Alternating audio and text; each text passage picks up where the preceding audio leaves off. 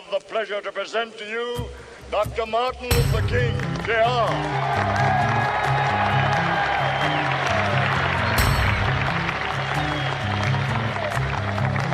I am happy to join with you today in what will go down in history as the greatest demonstration for freedom in the history of our nation.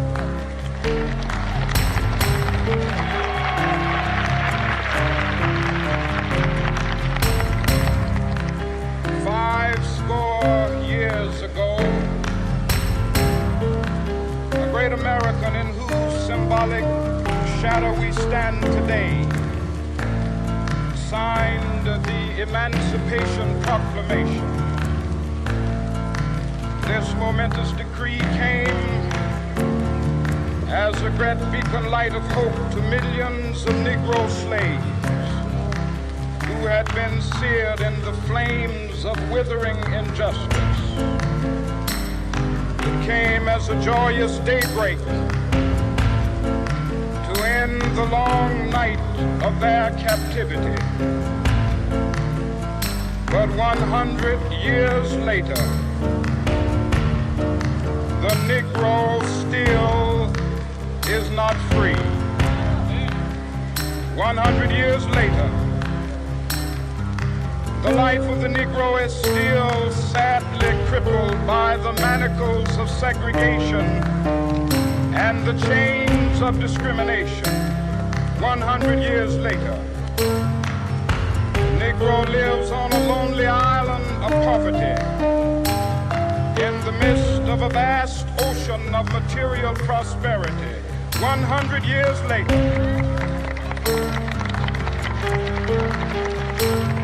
the Negro is still languished in the corners of American society and finds himself in exile in his own land.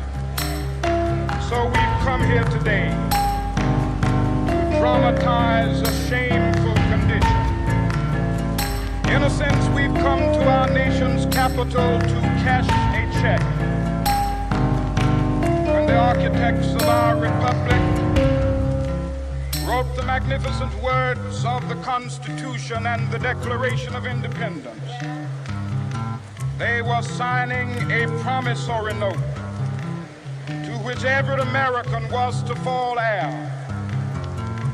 This note was a promise that all men, yes, black men as well as white men, would be guaranteed the unalienable rights of life, liberty, and the pursuit of happiness.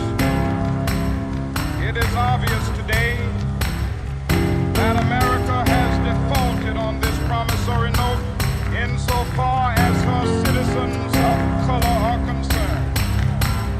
Instead of honoring this sacred obligation, America has given the Negro people a bad check, a check which has come back marked insufficient funds.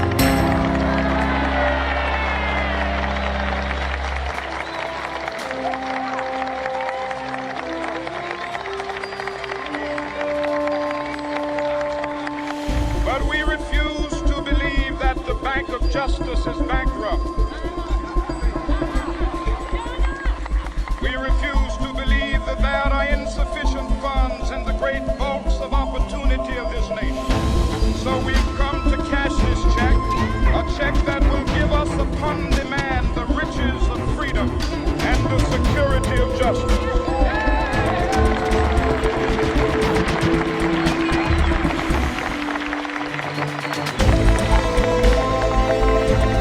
We have also come to this hallowed spot to remind America of the fierce urgency of now. This is no time to engage in the luxury of cooling off or to take the tranquilizing drug of gradualism.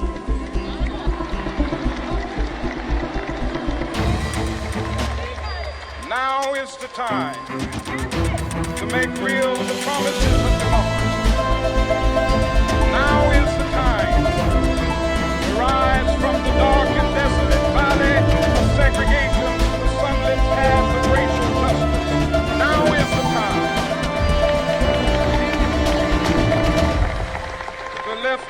nation from the quicksands of racial injustice to the solid rock of brotherhood. Now is the time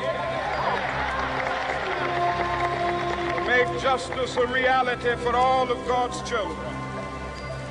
It would be fatal for the nation to overlook the urgency of the moment.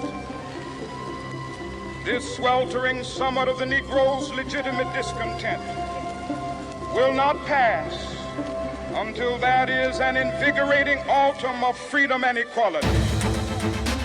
1963 is not an end, but a beginning. Those who hope that the Negro needed to blow off steam and will now be content will have a rude awakening if the nation returns to business as usual.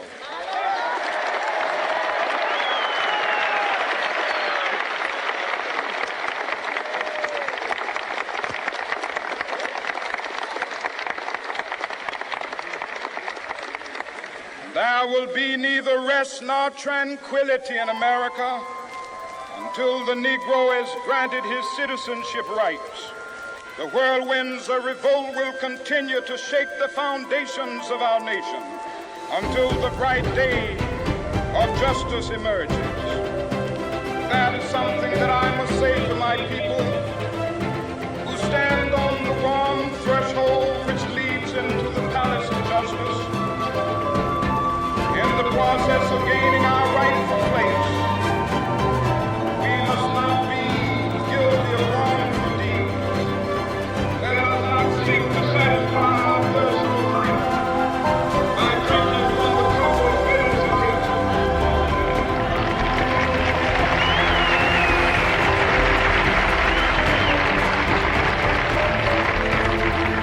We must fail to learn our struggle on the high plane of dignity and wisdom. We must not allow our creative protest to degenerate into physical violence. Again and again, we must rise to the majestic heights of meeting physical force with soul force. The marvelous humanity that has engulfed the Negro community must not lead us to a mistrust of all white people. For many of our white brothers, as evidenced by their presence here today, come to realize that their destiny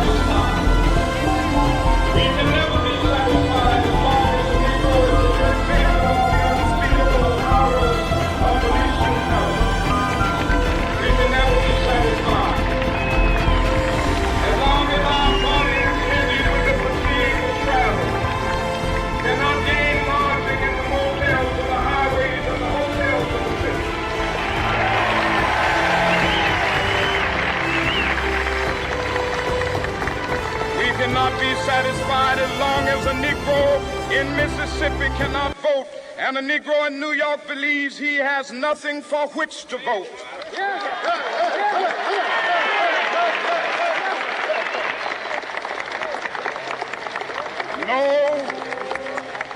No, we are not satisfied, and we will not be satisfied until justice rolls down like waters and righteousness like a mighty stream.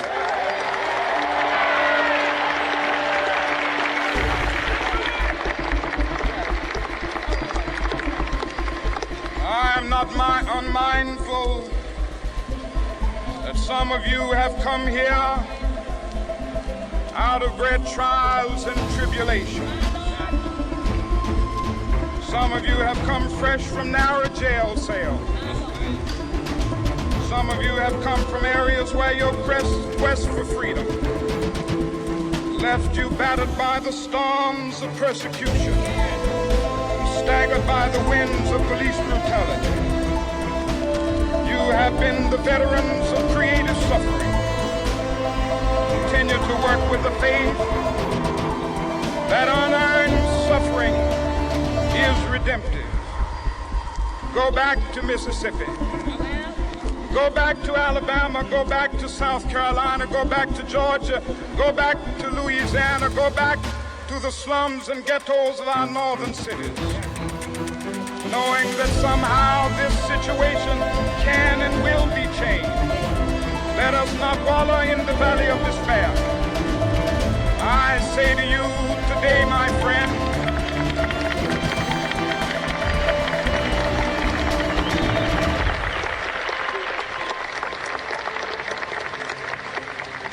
so even though we face the difficulties of today and tomorrow, I still have a dream. Yes. It is a dream deeply rooted in the American dream.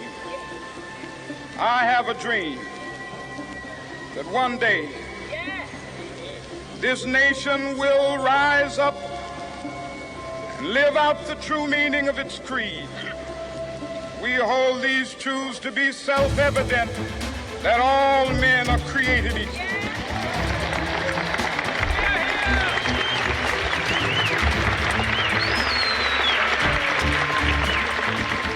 I have a dream that one day on the red hills of Georgia, sons of former slaves and the sons of former slave owners will they be able to sit down together at the table of brotherhood. I have a dream that one day even the state of Mississippi, a state sweltering with the heat of injustice, sweltering with the heat of oppression, be transformed into an oasis of freedom and justice. I have a dream that my 4 little children will one day live in a nation where they will not be judged by the color of their skin, but by the content of their character. I have a dream today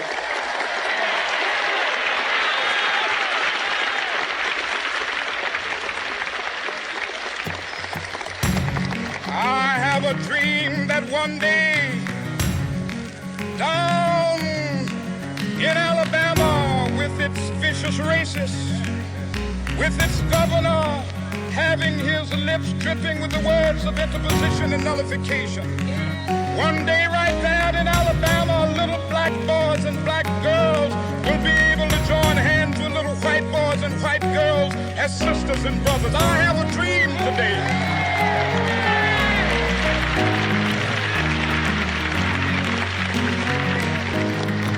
I have a dream that one day every valley shall be exalted, every hill and mountain shall be made low, the rough places will be made plain, and the crooked places will be made straight, and the glory of the Lord shall be revealed, and all flesh shall see it together.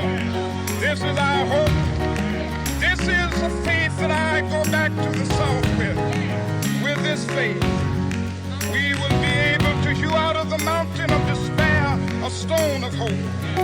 With this faith, we will be able to transform the jangling discords of our nation into a beautiful symphony of brotherhood. With this faith, we will be able to work together, to pray together, to struggle together, to go to jail together, to stand up for freedom together, knowing that we will be free one day.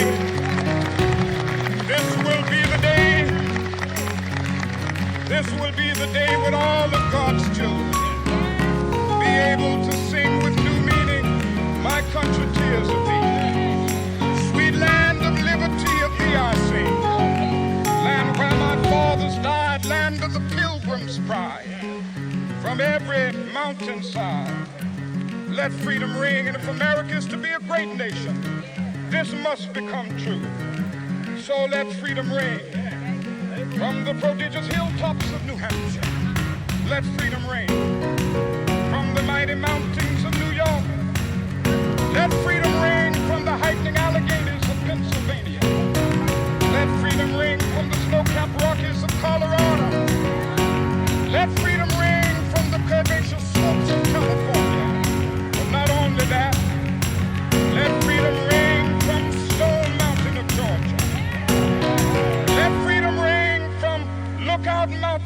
Tennessee. Let freedom ring from every hill and molehill of Mississippi, from every mountainside. Let freedom ring, and when this happens,